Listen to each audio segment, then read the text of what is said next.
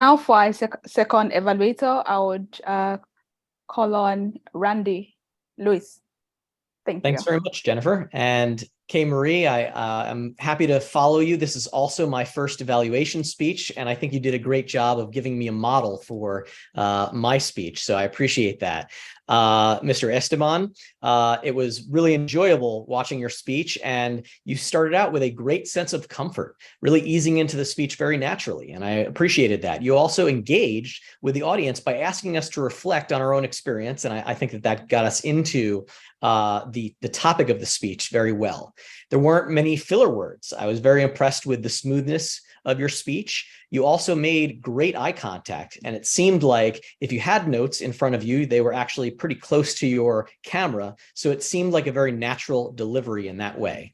And you were also really thorough with the detail that you offered in your speech. So you made things very clear for us and laid them out in a clear way. And I also thought that your summation was very effective.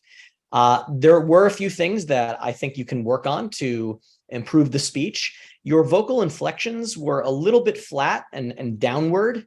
And so I noticed that a bit, and it seemed like there could be a little bit more of upward and enthusiastic delivery. This may be a little bit of pettifogging here, but there was a continual use of the phrase, "I need to." And this can actually be effective if you're using it as a vocal convention that draws people's attention to an idea that needs to be repeated several times. But I did find it a little bit distracting, the amount that it was used as a structural crutch, perhaps.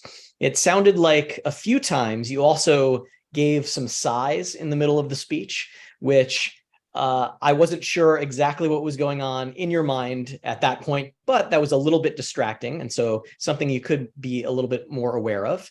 And also, one thing that relates to the content of the speech, perhaps a little bit more tie-in with the idea of your mentorship experience and how that related to these methods about task management.